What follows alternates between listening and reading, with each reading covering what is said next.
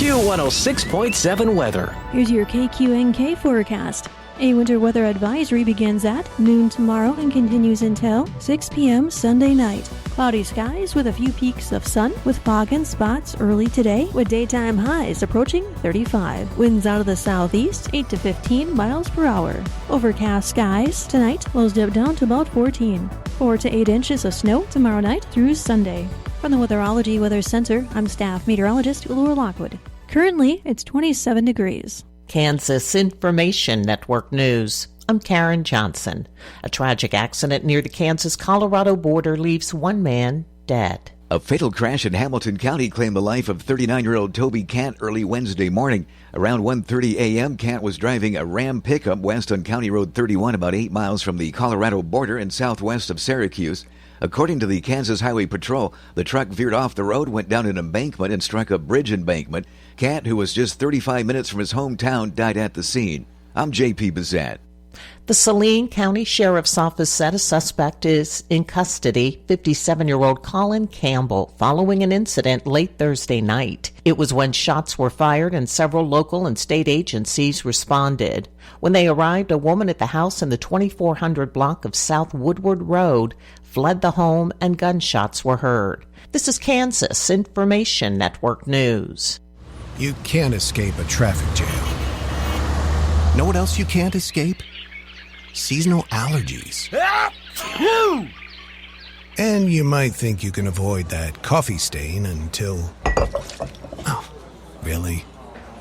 You can't escape a lot of things in life, but you can escape prediabetes. Prediabetes captures 1 in 3 adults.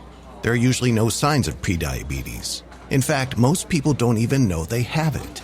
But with early diagnosis, you can change the outcome and prevent or delay type 2 diabetes. Take action by taking the 1-minute risk test at doihaveprediabetes.org. You might not be able to escape having this song stuck in your head, but you can escape prediabetes. Go to doihaveprediabetes.org today. Brought to you by the Ad Council and the Centers for Disease Control and Prevention. Good afternoon, I'm Natalie Hatley with your KQNK News, brought to you by the Norton County Hospital, providing the best care right here at home. The state of Kansas ends December 2024 with total tax collections at $1.1 billion, and that's $66.7 million, or 6.3% above the estimate. Total tax collections are up 8.1% from December 2023. Governor Kelly said, as she's highlighted before, even though our state's revenues are healthy, they must practice fiscal responsibility, and that's how they will continue to maintain economic growth and preserve Kansas's fiscal stability. Individual income tax collections were $451.5 million, $31.5 million above the estimate, and up 13.7% from December 2023. And corporate income tax collections were $275.4 million. That's $45.4 million above the estimate and up 16.8% from December 2023.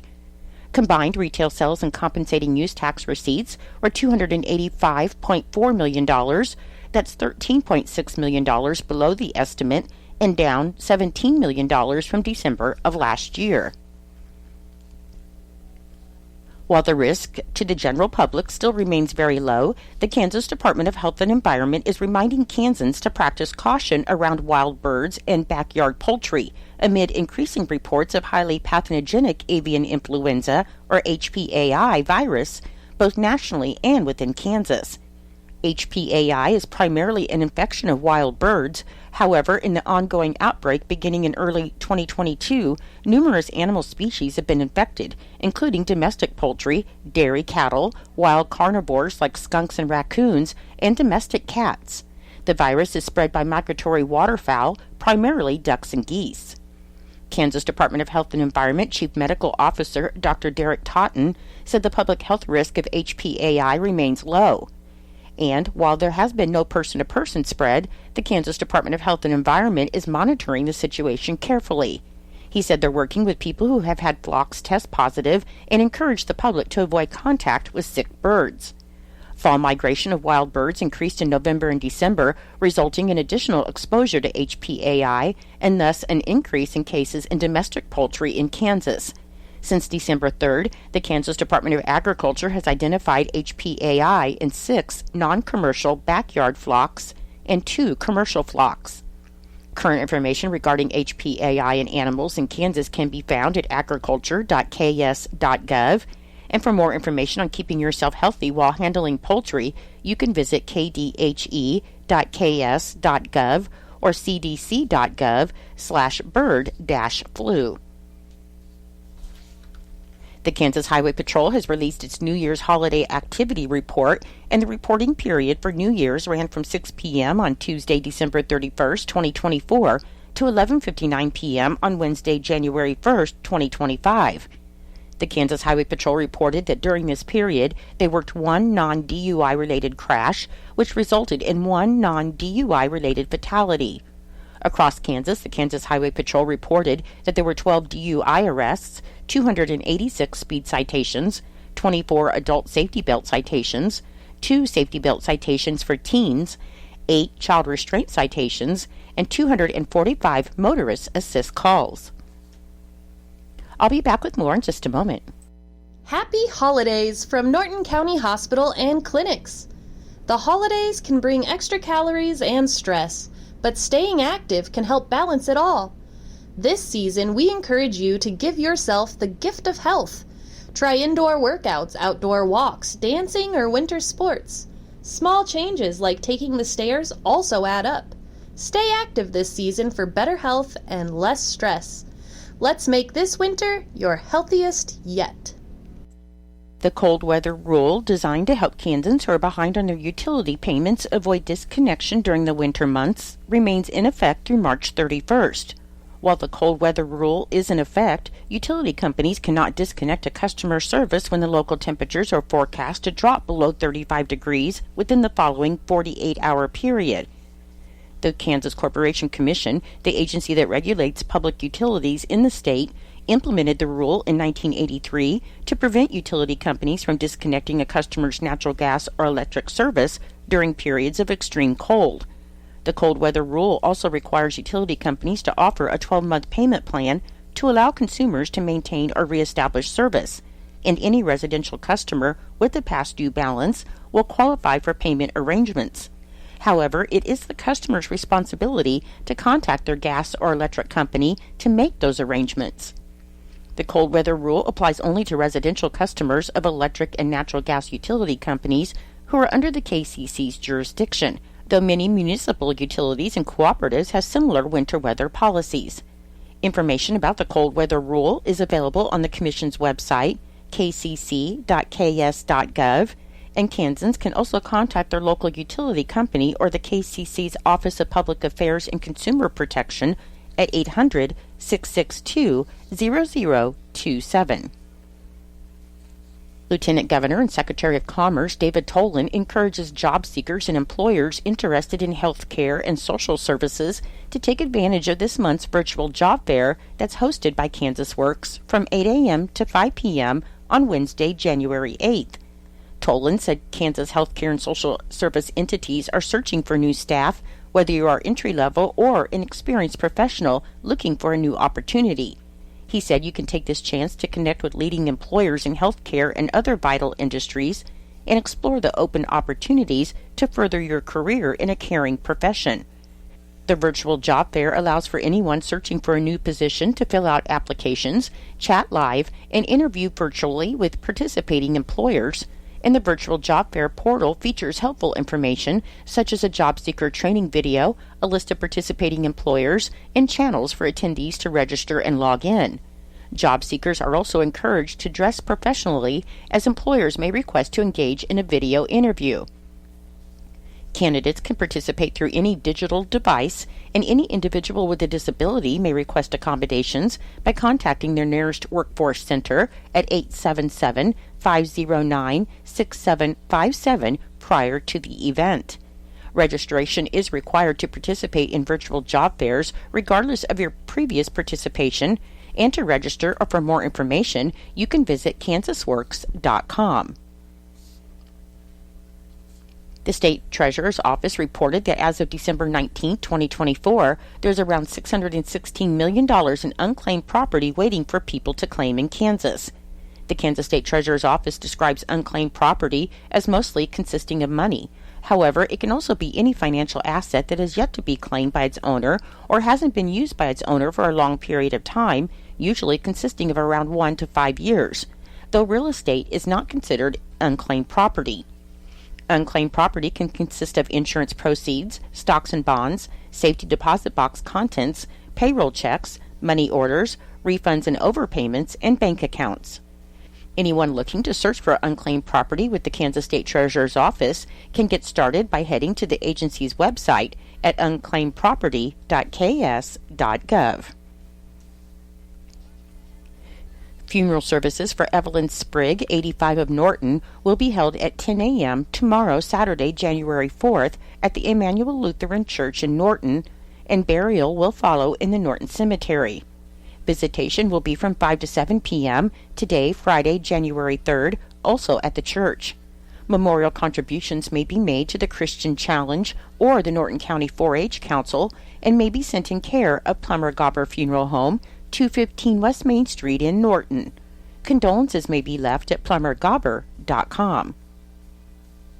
I'm Natalie Hadley. Your KQNK News was brought to you by the Norton County Hospital.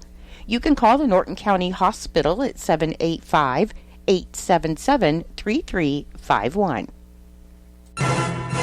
Kansas Agriculture Network News. Good day, everyone. I'm Greg Akagi. Producers face tighter margins in 2024, due in part to lower farm incomes. But will some of the factors behind lower incomes carry over into 2025? Rod Bain has more in this report. One of the more notable ag economic stories of 2024, lower farm incomes and tightening margins. And according to USDA Chief Economist Seth Meyer, we definitely have to break things out into differences between crops and livestock. And I think overall crops have fared worse and livestock fared better from an income standpoint, but not without some other issues. A further look at crop trends going into 2025 indicates, from a global perspective on grains, we've seen some things like rebuilding of soybean stocks, corn and wheat stocks not so much. While some livestock and egg producers have benefited price-wise from contractions of animal populations. As for rebuilding herds on the cattle side, thus far we haven't seen any good indicator of it. I'm Rod Bain reporting, Washington, D.C. Argentina's Buenos Aires Grain Exchange raised its corn planting estimate while trimming the pegged soybean areas for the 2024-2025 season. The corn crop is now seen covering over 16,308,000 acres, up from a prior estimate of more than 15,567 acres. The exchange says the new forecast was a correction of the previous one.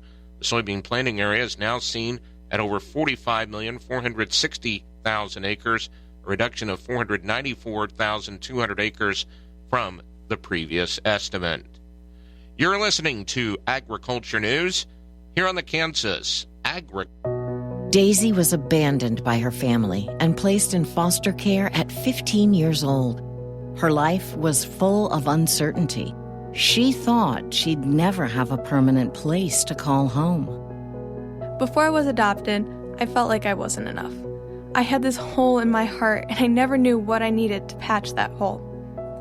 But when my mom asked to adopt me, that hole was closed. It feels so normal now to say that I'm a part of this family. I am surrounded by love. I feel safe. And that hole inside of me is gone. I am whole. I'm finally enough just as I am. The Dave Thomas Foundation for Adoption is changing the lives of teenagers at risk of aging out of foster care.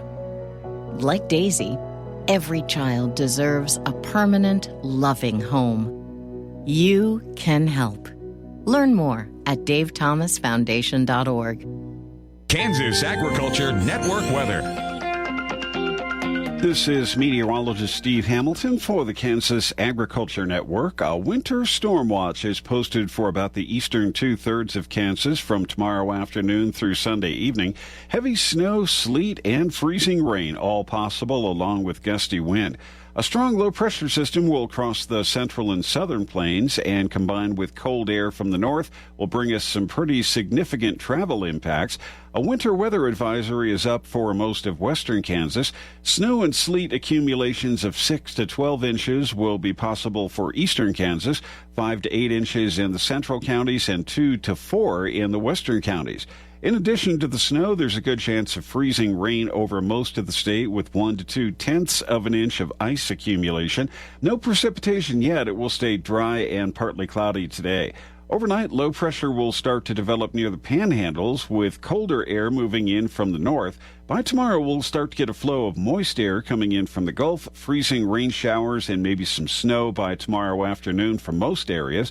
Late in the afternoon, our low strengthens over the panhandle. Freezing rain and snow likely over the central and northern counties, spreading to the entire state by late in the evening.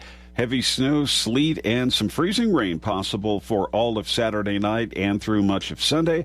Travel will be difficult. We may get a few power outages. This afternoon in northwestern Kansas, upper 30s to mid-40s. We're in the mid to upper teens for the overnight hours. Low to mid-30s north central, upper teens, and low 20s overnight. Low to mid-30s northeast and low 20s for the overnight hours. Mid-40s to low 50s in the southwestern counties. Tonight we're in the low to mid-20s. South central low to mid-40s, mid-20s overnight. Low 40s in the southeast, and tonight mid-20s. This is the Kansas Agriculture Network. Most people out here think that taking care of one another is important. And most people would step up for a neighbor going through a tough time. Most people around here help out friends and family when they need it. But the funny thing is, most of us won't look for help when we need it. If you're struggling with mental health, you should know that there are resources out there that can help. And it's okay to talk about it if you need to. One place to get started with information is loveyourmindtoday.org. LoveYourMindToday.org offers a range of guides, instructions, and insights for dealing with difficult situations or getting through a tough time.